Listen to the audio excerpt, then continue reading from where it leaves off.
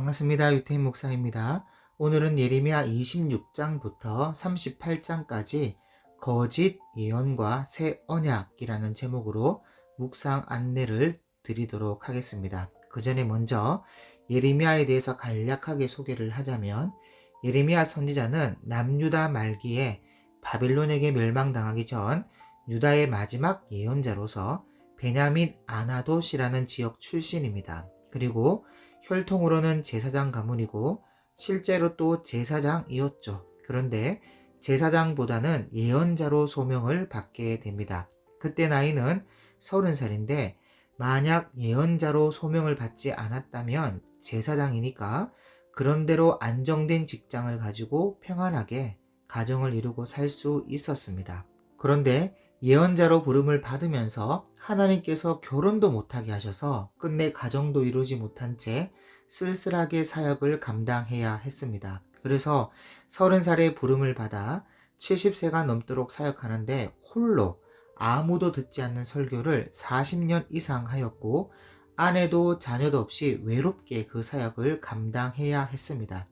이 예레미야가 살았던 시대는 그저 암담하고 아무 희망도 보이지 않았던 시대였고, 희망이란 예루살렘이 멸망하고 70년이 지나 바벨론에서 돌아오는 그때가 유일한 희망이었는데, 그때는 이미 예레미야가 죽고 난 이후죠. 그래서 예레미야가 뒤에 가서 희망의 메시지를 전하면서도 좋은 날을 볼 수가 없었어요. 그래서 멸망이라는 결론이 기다리고 있는 그때에 예레미야가 하나님의 말씀을 전하는데, 한 40년간 절절하고 애절하고 기가 막힌 사연을 써나간 성경이 예레미야서입니다. 여러분, 예레미야서를 묵상하다 보면 여호와의 말씀이 내게 임하였다라는 구절이 많이 나오는데, 이 여호와의 말씀이 내게 임하였다는 구절은 성경 66권 전체에서 350회가 나옵니다. 그런데 그중 이 예레미야서에만 157회가 나와요. 여러분, 예레미야가 활동할 때는 멸망 직전의 때인데, 이때가 백성들이 가장 하나님의 말씀을 가볍게 여기고 가장 많이 무시할 때였습니다. 하나님을 경외하기는커녕 예언자의 말도 듣지 않았고 40년간 울면서 외쳐도 귓등으로 넘기면서 욕으로 알아들었던 그런 때에 예레미야가 외쳤는데, 그럴 때 충분히 자기 생각과 의견과 감정이 들어갈 만도 하죠. 그런데 그 어느 한 말씀에도 그렇게 하지 않았습니다.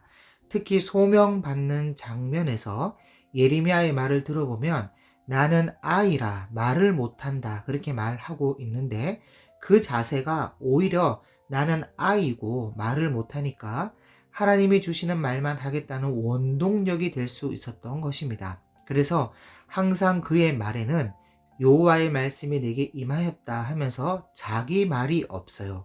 자기 의견과 사견과 편견과 감정과 왜곡이 하나도 들어가 있지 않습니다.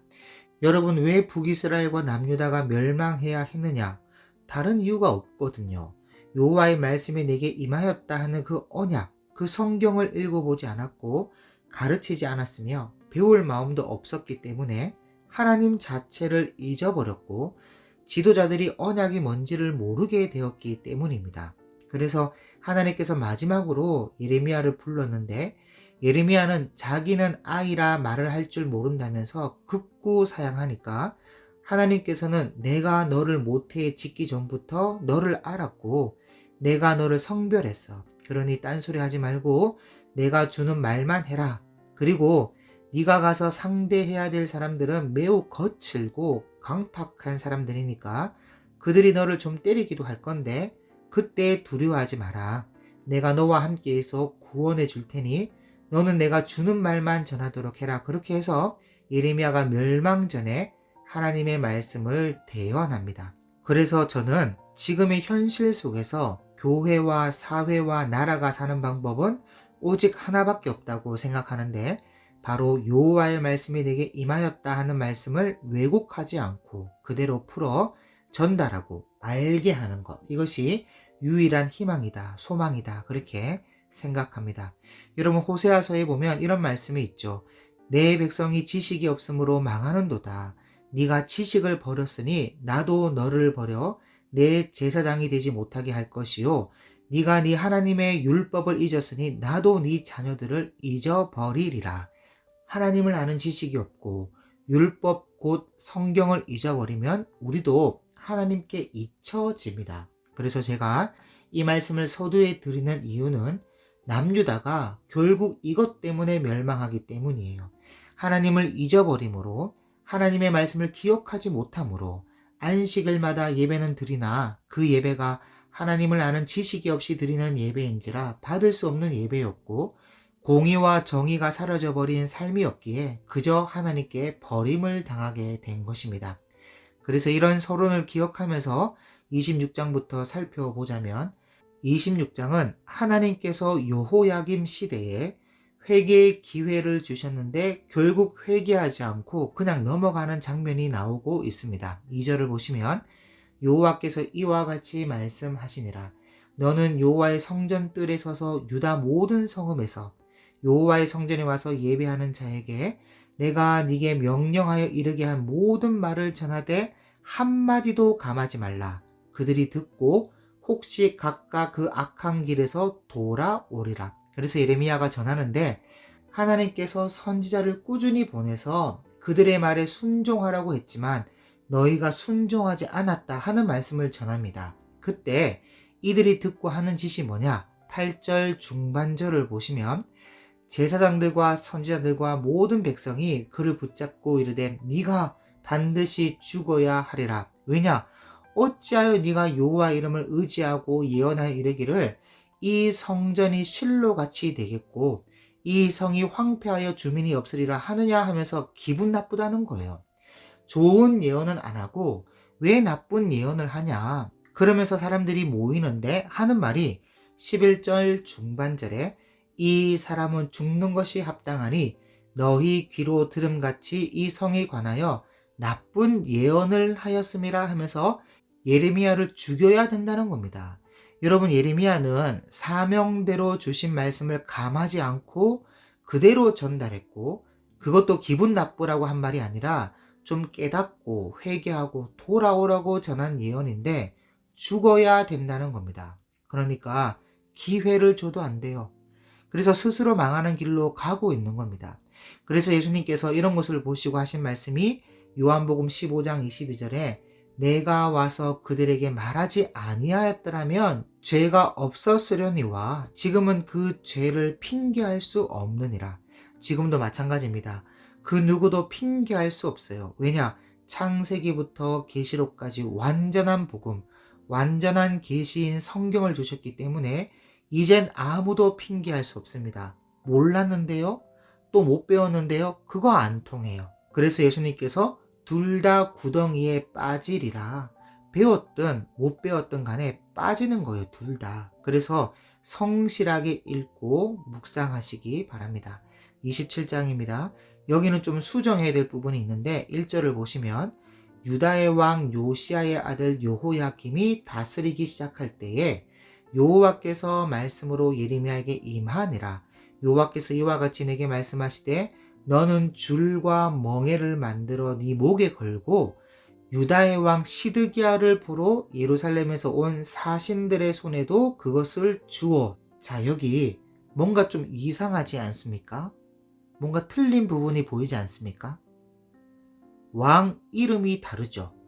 1절에는 유다 왕 여호야김이라고 하는데 3절에는 유다의 왕 시드기야로 나와요. 그러니까 둘 중에 하나는 틀린 건데 누가 틀렸냐? 1절에 여호야김이 틀렸습니다. 사신들이 찾아와서 왕이 된 것을 축하한 왕은 여호야김이 아니라 시드기야가 맞습니다.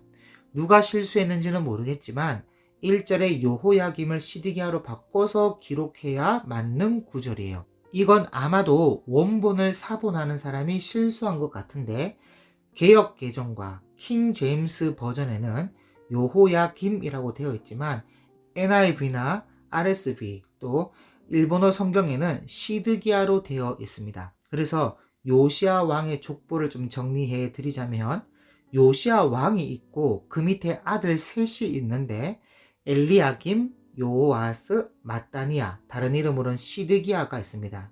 그래서 아버지 요시아가 죽고 난 뒤에 둘째 아들인 요호아하스가 왕이 되는데 3개월 만에 애굽으로 끌려가요. 그리고 그의 형인 엘리야김을 애굽이 유다의 왕으로 세우면서 엘리야김이라는 이름을 요호야김으로 고쳐줍니다. 그러다가 바벨론의 1차 침공이 있고 난 이후 요호야김의 아들인 요호야긴이 왕이 되는데 이 요호야긴이 왕이 돼서 3개월 뒤에 또 바벨론의 2차 침공이 있었어요. 그래서 그때 요호야긴이 바벨론으로 포로로 잡혀가는데 이때 나이가 18세입니다. 그래서 아들이 없었기에 요시아의 셋째 아들인 시드기야가 왕이 되는데 요호야긴의 숙부입니다. 작은아버지. 원래 이름은 마따니아고 이 마따니아를 느부갓네살 왕이 시드기야로 고치고 왕으로 세운 겁니다.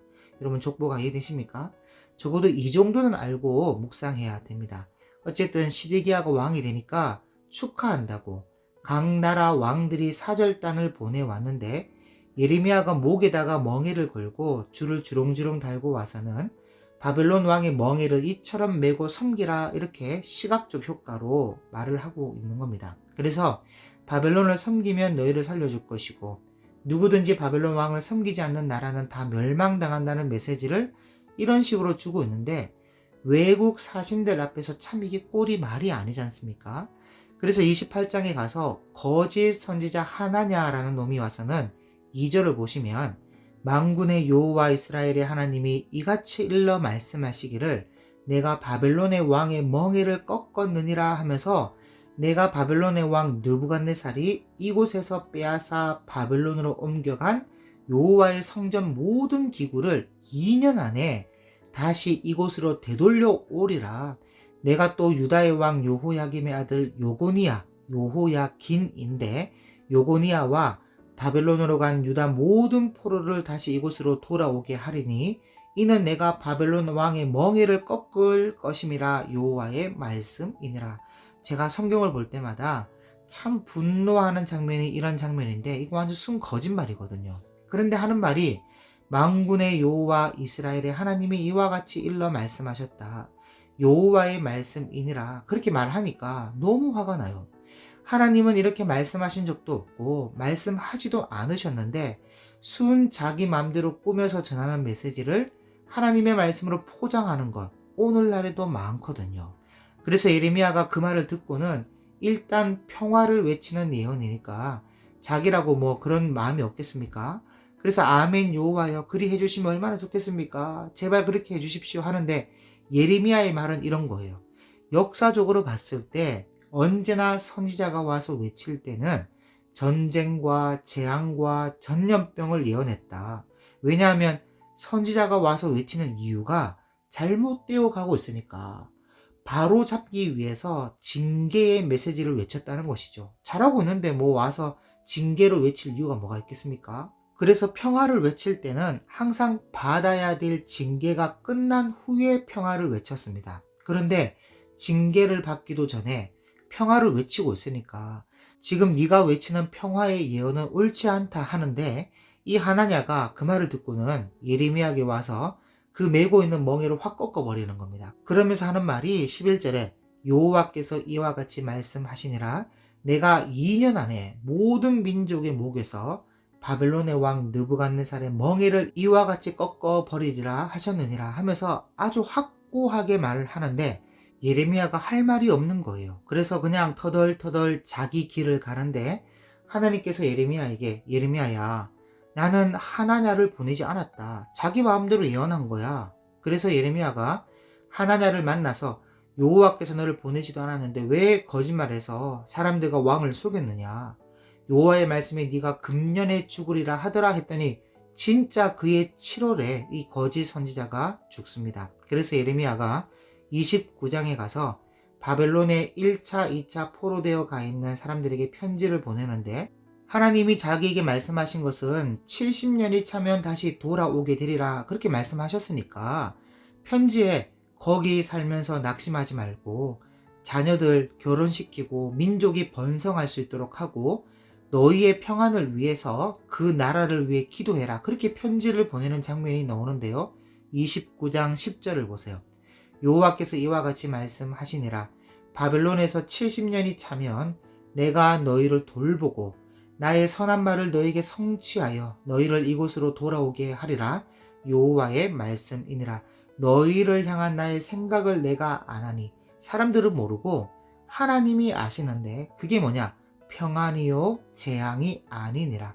바벨론에 잡혀가는 것은 재앙이 아니라 그 자체로 평안이라는 겁니다.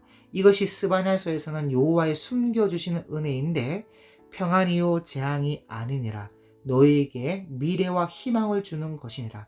희망 없고 소망 없는 시대를 살게 하기 위한 것이 아니라 미래와 희망 있는 시대를 살게 하기 위해, 그래서 포로 기간 동안 성경을 모으고 사본을 작성하고 시편을 모으고 잠언을 모으고 모세오경을 다시 정리하고, 그전에는 우상 숭배로 전혀 희망이 없다가 이제는 희망 있는 시대를 주기 위한 하나님의 생각, 계획이 있다는 거예요. 그리고 70년이 차서 돌아오게 되는 그때는 12절에 너희가 내게 부르짖으며 내게 와서 기도하면 내가 너희들의 기도를 들을 것이요 너희가 온 마음으로 나를 구하면 나를 찾을 것이요 나를 만나리라. 여러분 얼마나 희망적입니까? 그런데 문제는 이 말씀을 듣는 사람들의 입장에선 현실적으로 이성적으로 납득이 되지 않는 거예요.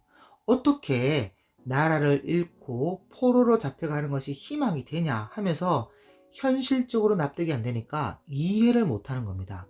그러니 바벨론에서 답변이 오기를, 바벨론에 살고 있는 이스마야라는 거짓 선지자가 예루살렘의 제사장들에게 편지를 보내면서 하는 말이 26절에 보면 여호와께서 너를 제사장 요호야다를 대신하여 제사장을 삼아 여호와의 성전 감독자로 세우심은 딱 이런 모든 미친 자와 선지자 노릇을 하는 자들을 나무 고랑과 목에 씌우는 쇠고랑을 채우게 하심이거늘 이제 네가 어찌하여 너희 중에 선지자 노릇을 하는 아나돗 사람 예레미야를 책망하지 아니하느냐.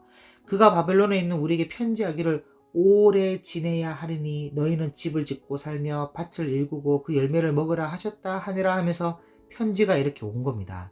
그래서 이스마야가 쓴 글을 예레미야에게 읽어줬거든요. 그러니 또 하나님께서 예레미야에게 말씀하시기를 31절에 너는 모든 포로에게 전언하여 이르기를 여호와께서 느헬레 사람 스마야를 두고 이같이 말씀하셨느니라. 내가 그를 보내지 아니하였거늘 스마야가 너에게 예언하고 너에게 거짓을 믿게 하였도다. 자, 그러니까 여러분 하나님은 보내지도 않았는데 이런 거짓 선지자들은 계속 와서 여호와의 말씀이라 하면서 거짓으로 속이는 예언을 한다는 겁니다. 그래서 우리가 성경과 역사를 통해서 알아야 될 것이 뭐냐면 오늘뿐 아니라 앞으로도 이런 스마야와 하나냐 같은 거짓 선지자가 계속 나올 거라는 거예요. 이런 것이 역사적 교훈입니다. 그리고 30장에는 그래도 하나님께서 희망의 메시지를 주시는데 유다 사람들을 언젠가는 돌아오게 할 것이다. 그런 말씀을 하시면서 그래도 돌아오는 건 돌아오는 거지만 그 전에 죄 없는 자로 여기지 않겠다는 말씀을 하고 있습니다. 30장 11절입니다. 이는 여호와의 말씀이라 내가 너와 함께 있어 너를 구원할 것이라 너를 흩었던 그 모든 이방을 내가 멸망시키리라. 그럴지라도 너만은 멸망시키지 아니하리라. 그러나 내가 법에 따라 너를 징계할 것이요 결코 무죄한 자로만 여기지는 아니하리라. 반드시 너희를 율법의 법도로 징치할 것을 말씀하고 있어요. 그런 다음 평안입니다. 그리고 31장에는 하나님께서 이스라엘을 바벨론 포로에서 돌아오게 하실 때에 이들이 노래하고 춤추고 즐거워할 것을 말씀하고 있고 여호와께서 이들의 울음소리와 통곡하는 소리에 위로해 주실 것을 말씀하고 있습니다. 그러면서 돌아온 이들과 새 언약을 맺는데 31절을 보세요. 여호와의 말씀이니라 보라 날이 이르니니 내가 이스라엘 집과 유다 집에 새 언약을 맺으리라. 자, 여기 이스라엘 집과 유다 집과 맺는 새 언약이 나오는데 이 새 언약이 뭐냐면 신약입니다. 예수 그리스도를 통해 맺게 되는 새 언약, 신약인데 32절 이 언약은 내가 그들의 조상들의 손을 잡고 애굽 땅에서 인도하여 내던 날에 맺은 것과 같지 아니할 것은 내가 그들의 남편이 되었어도 그들이 내 언약을 깨뜨렸습니다. 자, 여기 내가 그들의 남편이 되었어도 여기 줄 좀 그어 놓으시기 바랍니다. 이 말이 구약 옛 언약의 핵심입니다. 그러니까 옛 언약이라는 구약은 신랑과 아내의 언약입니다. 부부의 언약이에요. 그래서 내가 그들의 남편이 되었어도 나를 배신하니까 남남이 아니라 아예 원수가 되어 버렸는데, 이제는 새롭게 맺게 될 새 언약, 신약은 부부가 아니라 부자, 아버지와 아들의 언약입니다. 그래서 33절에 그러나 그날 후에 내가 이스라엘 집과 맺을 언약은 이러하니 곧 내가 나의 법을 그들의 속에 두며 그들의 마음에 기록하여 나는 그들의 하나님이 되고 그들은 내 백성이 될 것이라. 다시 말해 부부가 아니라 부자 지간으로서의 계약을 체결하겠다는 거예요. 예수 그리스도의 보혈의 피로 맺는 언약을 그 마음에 두고 새 계명을 주겠다는 예수님의 말씀을 마음에 기록하여서 믿는 우리를 양자로 받아주시는 겁니다. 그래서 부자 지간이 되면 10번을 돌아 누워도 아버지와 아들의 관계는 변하지 않습니다. 예수님의 십자가의 사랑과 그 보혈의 피를 믿음으로 체결된 언약은 아버지와 아들의 관계로서 그 사실이 변하지 않아요. 대신 회초리로 맞겠지만.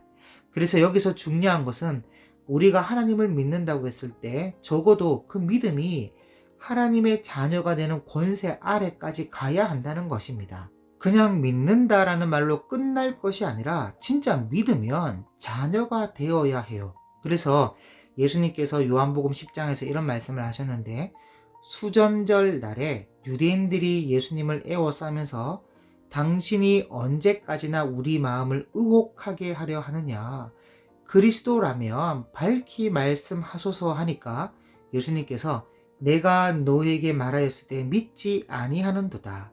내가 내 아버지의 이름으로 행하는 일들이 나를 증거하는 것이거늘 너희가 내 양이 아님으로 믿지 아니하는도다. 그러면서 내 양은 내 음성을 들으며 나는 그들을 알며 그들은 나를 따르느니라.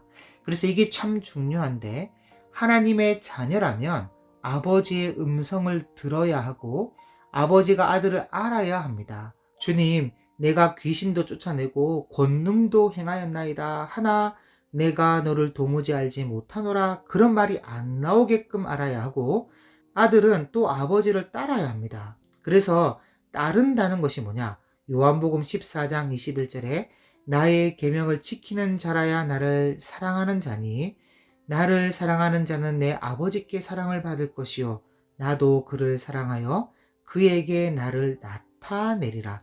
예수님을 사랑하고 또 사랑하기에 그 말씀을 따르는 것, 이것이 진짜 자녀가 되어야만 가능한 거예요. 그래서 요한복음 1장에서 영접하는 자 곧 그 이름을 믿는 자들에게는 하나님의 자녀가 되는 권세를 주셨으니 이는 혈통으로나 육정으로나 사람의 뜻으로 나지 아니하고 오직 하나님께로부터 난 자들이니라. 그래서 하나님의 자녀가 되는 권세를 얻게 된 자들은 하나님께서 그의 죄를 용서도 하시지만 그의 죄를 죄로 보지 않고 간과하여 주시는데, 여기서 우리가 잘 아셔야 될 것이, 우리가 자녀가 되었으면 자녀라고 항상 경건하고 죄를 범해서도 안 되고 흠도 없어야 한다, 그런 말이 아닙니다.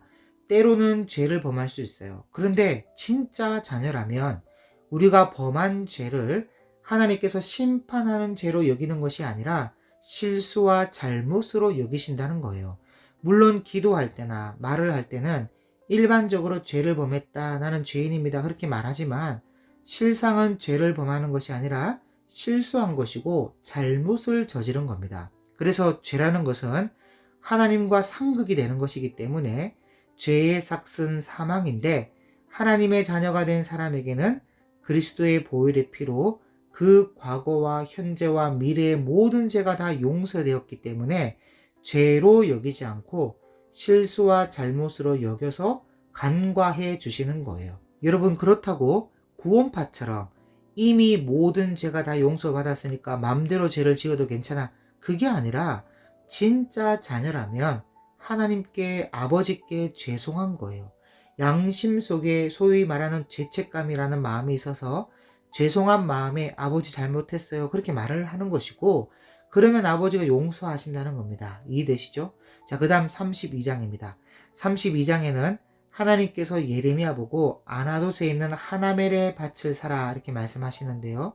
이 하나멜은 예레미야의 사촌입니다. 그래서 그 밭을 샀는데, 이것이 의미하는 바가 뭐냐면 바벨론에 의해 멸망당하고 포로로 잡혀가도 다시 돌아온다는 것을 증명하는 것으로 밭을 사게 하신 거예요. 그리고 33장에는 하나님께서 시위들에 갇혀있는 예레미야에게 말씀하시기를 3절에 너는 내게 부르짖으라 내가 네게 응답하겠고 네가 알지 못하는 크고 은밀한 일을 네게 보이리라 그렇게 말씀하시는데, 여기 크고 은밀한 일이 뭐냐? 유다와 이스라엘을 돌아오게 하겠다는 거예요. 그래서 그들을 치료하고 낫게 하며 풍성하게 할 것이다. 그래서 즐거워하는 소리, 기뻐하는 소리, 신랑의 소리, 신부의 소리, 여호와께 감사하는 소리가 들리게 될 것이다.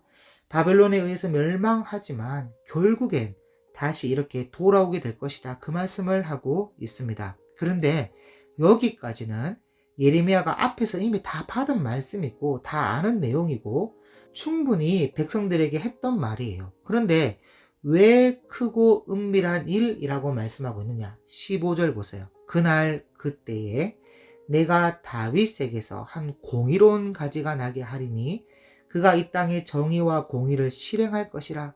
그날에 유다가 구원을 받겠고 예루살렘이 안전히 살 것이며 이 성은 여호와는 우리의 의라는 이름을 얻으리라. 이 일을 이제 보여주시는데, 다윗의 자손 중에서 한 공의로운 가지가 나서 이 땅의 정의와 공의를 실현한다. 바로 예수 그리스도가 탄생할 것을 예고하고 있는 말씀인데, 사실은 이것이 진짜 크고 은밀한 일입니다. 그래야 새 언약이 성취될 수 있거든요. 자, 그 다음 34장에는 시드기야 왕의 운명에 대해서 말씀하고 있는데, 느부갓네살 왕과 그의 군대가 예루살렘과 모든 성읍을 칠 것을 말씀하고 있습니다. 그 이유는 앞에서 계속 말씀했듯이 너희가 내 말에 순종하지 않았다. 내 이름을 더럽히고 나와 맺은 언약을 실행하지 않았다. 그것 때문입니다. 그리고 그 다음 35장에는 조금 다른 이야기가 나오는데 1절을 보시면 유다의 요시야 왕의 아들 요호야김 때에 여호와께로부터 말씀이 예레미야에게 임하여 이르시되 너는 레갑 사람들의 집에 가서, 자 여기 레갑 사람들이라고 하면 겐 족속 사람들입니다. 모세의 장인이 겐 족속이거든요. 너는 레갑 사람들의 집에 가서 그들에게 말하고 그들을 여호와의 집 한 방으로 데려다가 포도주를 마시게 하라 하시니라. 그래서 예레미야가 레갑 사람들을 데리고 살룸의 아들 마야세야 방 위에 다 모았습니다. 그래서 5절에 내가 레갑 사람들의 후손들 앞에 포도주가 가득한 종지와 술잔을 놓고 마시라 권하매 그들이 이르되 우리는 포도주를 마시지 아니하겠노라. 레갑의 아들 우리 손조 요나답이 우리에게 명령하여, 자 여기 요나답이 나오는데 이 요나답이 누구냐면 겐 족속 후예 중에 레갑의 아들로서 북이스라엘 예후 왕 때에 현자로 있었던 사람입니다. 예후가 쿠데타를 일으킬 때 있었던 사람인데, 다른 말로 요호나답, 요나답 같은 말이에요. 우리 선조 요나답이 우리에게 명령하여 이르기를 유언을 한 건데, 너희와 너희 자손은 영원히 포도주를 마시지 말며 너희가 집도 짓지 말고 파종도 하지 말며 포도원을 소유하지도 말고 너희는 평생 동안 장막에 살아라. 그리하면 너희가 머물러 사는 땅에서 너희 생명이 길리라 하였으므로. 자, 그러니까 모세나 여호수아 시대 같았으면 대접받으면서 살 수 있을지 몰라도 지금은 그런 때가 다 지나갔으니까 이제 너희는 섞여 사는 소수민족에 불과해. 그러니 괜히 섞여 사는 주제에 성공해서 거들먹거리고 하면 문제가 생길 수 있다는 거예요. 그러니 너희는 첫째로 포도주나 독주나 무슨 술이든 마시지 말 것. 둘째, 집을 짓지도 말고 사지도 말고.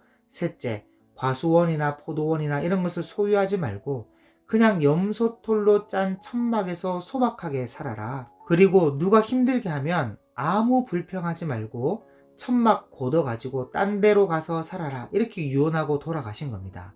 그런데 8절을 보세요. 우리가 레갑의 아들 우리 선조 요나답이 우리에게 명령한 모든 말을 순종하여 우리와 우리 아내와 자녀가 평생 동안 포도주를 마시지 아니하며 살 집도 짓지 아니하며 포도원이나 밭이나 종자도 가지지 아니하고 장막에 살면서 우리 선조 요나답이 우리에게 명령한 대로 다 지켜 행하였노라 이렇게 이야기를 하고 있는 겁니다.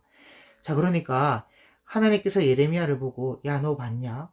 한낱 요나답이라는 조상 하나의 유언도 저렇게 지켜지는데 너희 이스라엘 백성들은 어떻게 된 것이 하나님하고 맺은 언약을 그렇게도 지키지 않을 수 있느냐 하고 하나님이 탄식하는 장면이 나와요.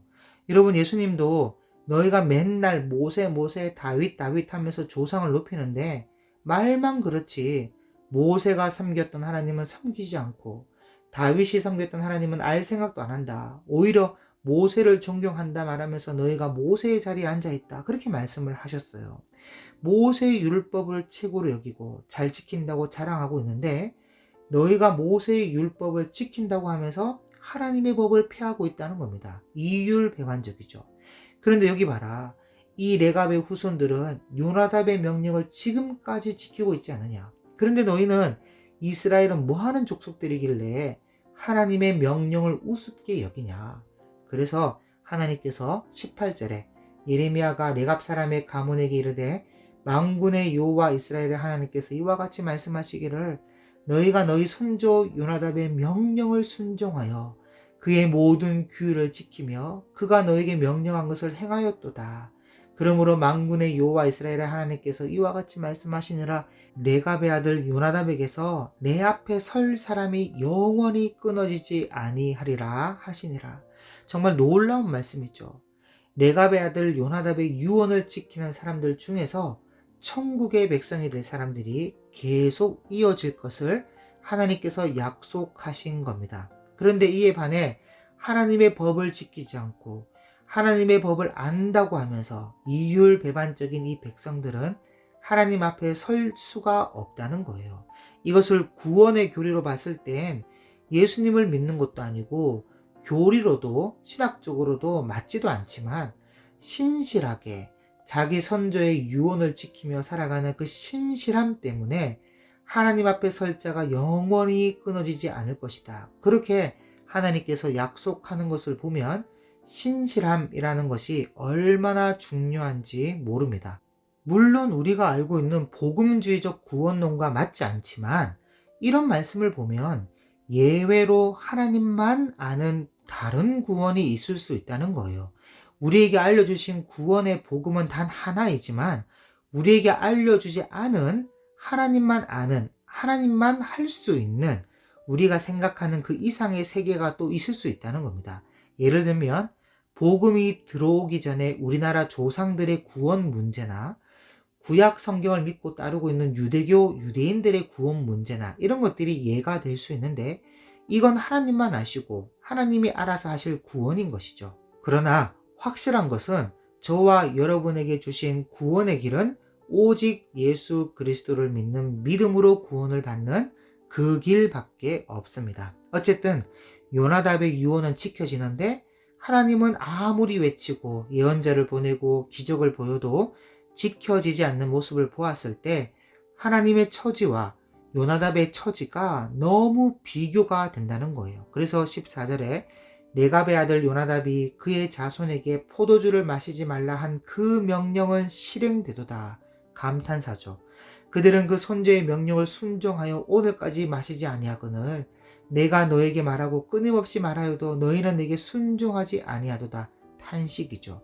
내가 내 종 모든 선지자를 너에게 보내고 끊임없이 보내며 이르기를 너희는 이제 각기 악한 길에서 돌이켜 행위를 고치고 다른 신을 따라 그를 섬기지 말라. 그리하면 너희는 내가 너희와 너희 손조에게 준 이 땅에 살리라 하여도 너희가 귀를 기울이지 아니하며 내게 순종하지 아니하였느니라. 레갑의 아들 요나답의 자손은 그의 손조가 그들에게 명령한 그 명령을 지켜 행하나 이 백성은 내게 순종하지 아니하도다. 이렇게 하나님의 탄식은 계속됩니다. 36장입니다. 36장에는 하나님께서 예레미야에게 예레미야서를 기록하게 해서 백성들 앞에 읽어주는 장면이 나오는데요. 2절을 보세요. 너는 두루마리 책을 가져다가 내가 네게 말하던 날, 곧 요시아의 날부터 오늘까지 이스라엘과 유다와 모든 나라에 대하여 내가 네게 일러준 모든 말을 거기에 기록하라. 그래서 기록을 했는데 지금 예레미야는 붙잡혀 있어서 직접 읽어주지는 못하고 대신 비서인 바룩 보고 금식일에 성전에 가서 읽어주라는 겁니다. 그래서 읽어줬거든요. 그때 사반의 손자요 그마라의 아들인 미가야라는 사람이 여호와의 말씀을 다 듣고 왕궁에 내려가서 그 들은 말씀을 이야기해 줍니다. 그러니까 들은 사람들이 다시 정확하게 듣고 싶어서 바룩에게 두루마리를 가지고 와서 다시 읽어달라 그렇게 말하는 거예요. 그래서 바룩이 와서 다시 읽어줬죠. 그랬더니 들은 사람들이 바룩하고 예레미야 보고 좀 숨어 있어라 하고는 그 두루마리를 가지고 여호야김 왕에게 가서 읽어주는데 이 여호야김이 딱 듣고는 그때가 겨울이었거든요. 그래서 화로를 피우고 있었는데 그 두루마리를 이리 가져와봐 해서는 그걸 화로에 집어 던져버린 겁니다. 성경을 불태워 버렸어요. 그래서 다시 이 예레미야서를 기록하는데 문제는 순서가 좀 안 맞아요. 예레미야서를 공부해보면 앞에 27장에서 시드기야가 왕이 되는 장면이 나오고 지금 또 36장에 여호야김 이야기가 나오고 있잖아요. 그런데 원래 왕의 순서대로라면 여호아하스가 왕이 되었다가 애굽으로 끌려가고 그 뒤에 여호야김이 왕이 되었거든요. 그 다음 여호야김의 아들인 여호야긴이 왕이 되고 여호야긴이 바벨론 2차 침공 때 바벨론으로 끌려가고 난 뒤에 그의 작은 아버지 숙부인 시드기야가 왕이 되는데 이런 순서라면 지금 예레미야서가 뒤죽박죽인 거죠. 그래서 아마도 여호야김이 성경을 불태우는 바람에 다시 기록할 때 순서가 바뀌지 않았을까 그렇게 보고 있습니다. 그래서 37장으로 넘어가면 다시 시드기야 왕의 이야기가 나오는데 1절을 보세요. 요시아의 아들 시드기야가 여호야김의 아들 고니야의 뒤를 이어 왕이 되었으니 이는 바벨론의 느부갓네살 왕이 그를 유다 땅의 왕으로 삼음이었더라. 그러니까 27장에서 각 나라에서 사신들이 축하로운 내용이 37장 1절 뒤에 나와야 하는 내용인데 순서가 지금 엉망인 거죠.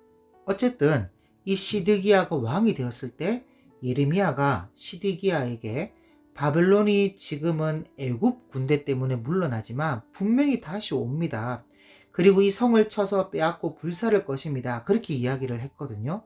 사실 예레미야가 이렇게 이야기한 것은 미래의 일이죠. 앞을 내다보고 한 말이잖아요. 그럼 그런 것을 알고 회개하거나 대비하거나 뭔가 제스처가 있어야 할 텐데 이 무지한 것들이 지금만 보는 현실만, 현재만, 지금만 보는 거예요. 지금 보니까 애굽 군대 때문에 바벨론 군인들이 돌아가거든요. 그래서 예레미야가 다시 온다고 말한 건데 올 것에 대해서는 생각을 못합니다. 그저 지금 살만하니까 예레미야를 모함하고 바벨론에게 항복하러 간다 그러고 스파이가 아니냐 그러고 그러면서 예레미야를 뚜껑 씌운 웅덩이에 집어넣고 그러고 있는 겁니다. 그리고 38장에는 예레미야가 이번엔 구덩이에 빠져서 진창 속에 있는 장면이 나오는데 왜 이런 일이 벌어졌느냐? 29장에서 예레미야가 바벨론에 포로되어 있는 백성들에게 편지를 보냈잖아요. 그때 예레미야의 편지를 받아본 거짓 선지자 스마야가 답장을 써서 예루살렘의 귀족들에게 보냈고 그 편지를 읽은 사람들이 몰려와서는 예레미야를 죽여야 한다면서 하는데 그런 상황 속에 예레미야가 또 가슴 아픈 이야기를 하는 겁니다. 2절을 보세요. 여호와께서 이와 같이 말씀하시되 이 성에 머무는 자는 칼과 기근과 전염병에 죽으리라. 그러나 갈대아인에게 항복하는 자는 살리니 그는 노량물을 얻음같이 자기의 목숨을 건지리라. 여호와께서 이와 같이 말씀하시니라. 이 성이 반드시 바벨론의 왕의 군대의 손에 넘어가리니 그가 차지하리라 하셨다 하는지라. 그러니까 한마디로 예레미야가 지금 항복하라는 것이죠. 그렇지 않으면 칼과 기근과 전염병에 다 죽지만 항복하면 노량물을 얻음같이 목숨만은 얻을 수 있다고 이야기를 하는데 고관들이 시드기야 왕을 찾아가서 하는 말이 예레미야를 죽여야 되겠다는 겁니다. 그래서 내놓으라 하니까 이 시드기야 왕이 5절에 보라, 그가 너희 손에 있느니라. 왕은 조금도 너희를 거스를 수 없느니라 하면서 전혀 뭐 줏대머리도 없고 우유부단해서는 진짜. 그러면서 예레미야를 내주는 거예요. 그래서 예레미야를 끌어다가 감옥들에 있는 구덩이 진창 속에 집어 던져 넣는데 음식도 안 주고 그냥 가버렸어요. 그때 7절에 보면 왕궁 내시 구스 사람 에벤멜렉이 예레미야 소식을 듣고는 왕에게 가서 내 주 왕이여, 저 사람들이 예레미야에게 행한 모든 일은 악한 겁니다.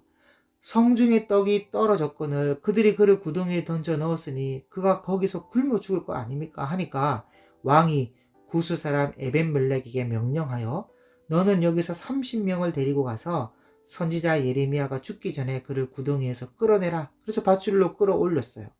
그러니까 이 예루살렘에서 사리를 바르게 판단하고 분별하여서 왕에게 바른 말을 하는 사람이 구스인 에디오피아 이방인 이 한 사람밖에 없는 겁니다. 그러니 어떻게 여러분 나라가 바르게 설 수 있겠습니까? 그래서 예레미야가 구덩이에서 올라오니까 시드기야 왕이 예레미야를 불러가지고 물어요. 예레미야야, 내가 네게 한 가지 일을 물어볼 테니 한마디도 내게 숨기지 마라 하면서 묻는데 질문이야 뻔해요. 또 바벨론 왕이 오나 이걸 묻는 겁니다.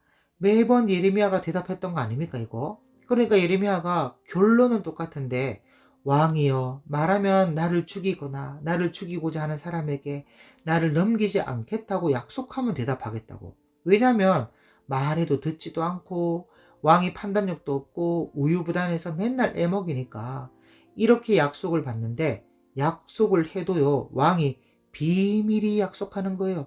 여러분 이런 게 시드기야입니다. 그래서 예레미야가 대답하는데 왕이여 옵니다.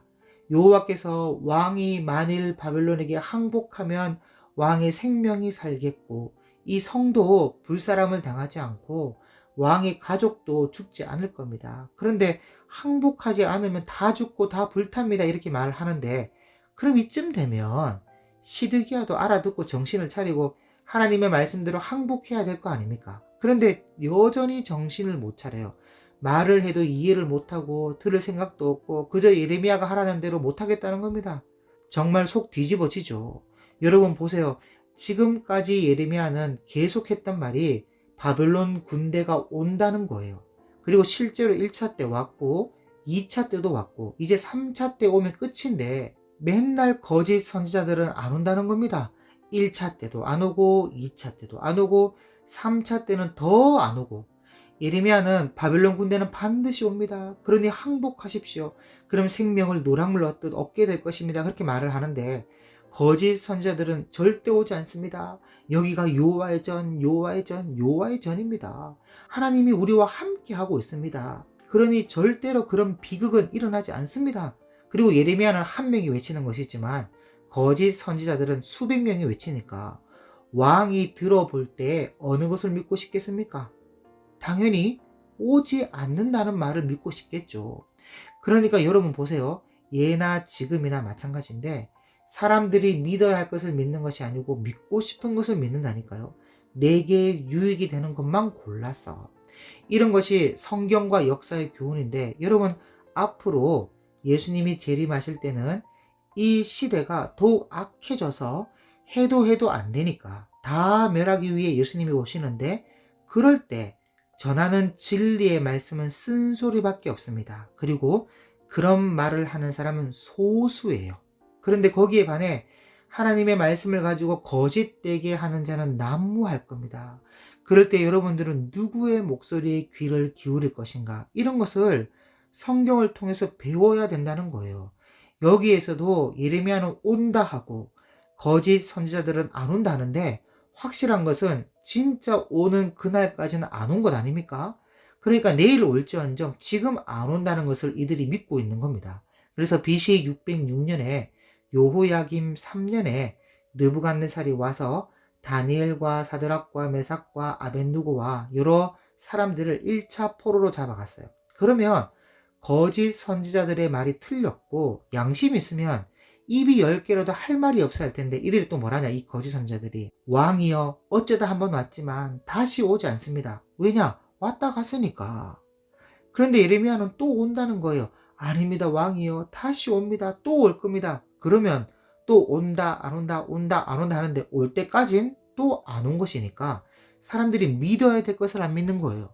그래서 BC 597년에 또 왔습니다. 그때는 요호야긴 왕과 에스겔을 2차 포로로 잡아갔어요. 그러면 그쯤 되면 예레미야 말을 믿어야 될 거 아닙니까? 그리고 거짓 선지자들은 입이 100개로도 할 말이 없어야 하고, 그런데 이 거짓 선지자들이 하는 말이 왕이요 2번씩이나 왔으니까 다시는 오지 않습니다. 이번엔 진짜입니다. 이러니까 미치는 거예요. 그런데 예레미야는 또 온다고, 왕이시여 옵니다. 또 옵니다. 앞에 온 거 봤지 않습니까? 그러니 항복하십시오 하면서 울면서 외치는데도 역시 이들이 안 믿는 거예요. 2번씩이나 쏘아놓고도 안 믿어요. 그래서 여러분, 시편에 종기 하나 깨닫지 못하는 사람은 멸망하는 짐승 같도다. 딱 맞는 말씀이죠. 아무리 예레미야가 울면서 외쳐도 소용없고 메아리만 들려올 뿐 흉흉한 소식을 전한다고 예레미야 곁에는 아무도 없습니다. 뭐 있어봐야 비서 바룩하고 구수인 에벤멜렉하고 사반의 아들 아히감 정도가 다예요. 그런데 여기에 반해 거짓 선지자들에게는 항상 많죠. 그래서 예수님께서 하신 말씀이 멸망으로 인도하는 문은 넓고 길이 평탄해서 수많은 사람이 몰려가고 생명으로 인도하는 문은 좁고 길이 협착해서 찾는 이가 적다는 겁니다. 그래서 이 깨닫지 못하는 시드기야가 예레미야 말을 듣고 하는 말이 19절 보세요. 시드기야 왕이 예레미야에게 이르되 나는 갈대아인에게 항복한 유다인을 두려워하노라. 염려하건대 갈대아인이 나를 그들의 손에 넘기면 그들이 나를 조롱할까 하노라 하는지라. 나를 조롱할까 두렵다는 거예요. 참 못났죠. 졸장부라고 싸워보지도 않고 항복했다고 조롱할까 싶어서 항복 못하겠다. 주제에 또 자존심은 있어가지고, 그래서 예레미야가 절대로 그렇지 않습니다. 아무도 왕을 조롱하지 않습니다. 그러니 항복하십시오 해도 문제는 믿지를 않아요. 깨닫는 지식이 없습니다. 그러니 예레미야가 할 수 없이 그냥 돌아가는데, 그렇게 강구하고 외쳐도 들어먹지를 못하니까 그렇게 외로울 수가 없어요. 그렇게 어렵게 사역을 감당해야 했습니다. 그래서 결국 39장에 가서 세 번째 느부갓네살 군대가 쳐들어오는데, 여기서부터는 다음 영상에서 함께 살펴보도록 하겠습니다. 감사합니다.